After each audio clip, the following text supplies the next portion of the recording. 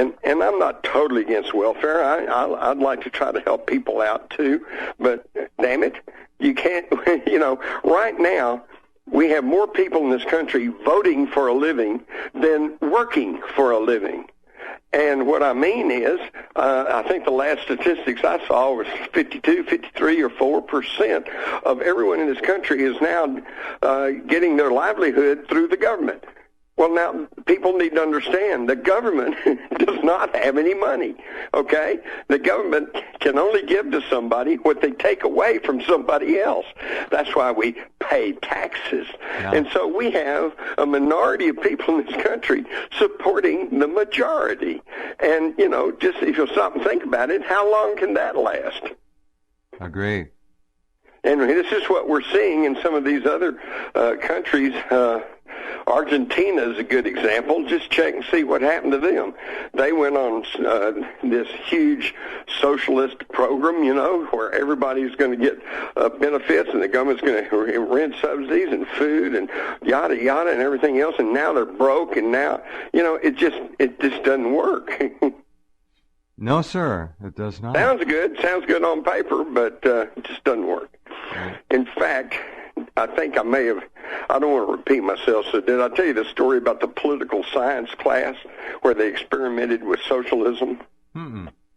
This is great because this is a perfect example of socialism in work. The political science class, and all the students and the teacher, they all got to arguing over the benefits and the drawbacks of socialism. So the teacher says, okay, tell you what. He said, from now on, we're just going to put it into practice, socialism, into practice here. He said, the next test we have, I'm not going to grade you individually. I mean, I will, but then I'm not going to give you a grade. I'm just going to average it up, and the whole class gets the one average grade. And so some of the more studious students were kind of going, well, but others are going, well, that sounds pretty good. So sure enough, the next test, the whole class got a B, okay, because some people had really studied for it. Others had not studied quite so well. And basically everybody was kind of happy. Of course, the people that really studied had hoped for an A, but a B wasn't so bad. And, of course, the people that hadn't studied, well, hot dog, I got a B. Well, the problem was the next test, the average class grade dropped to a C, because a lot of the people who had been studying for the first one said, well, I'm only going to get what the class gets, so why should I study? And so, boom, dropped a C. And to make a long story short, at the end of the semester, the whole class got an F because nobody was studying anymore, because why should you? You only got what the class got. And this is socialism in action. In fact, I saw it happen here just this past Sunday at an Easter egg hunt that I went to with my granddaughter.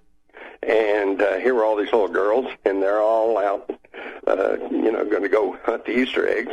And they announced beforehand that no matter how many eggs you got, every child was going to get 12 eggs. Okay? Right.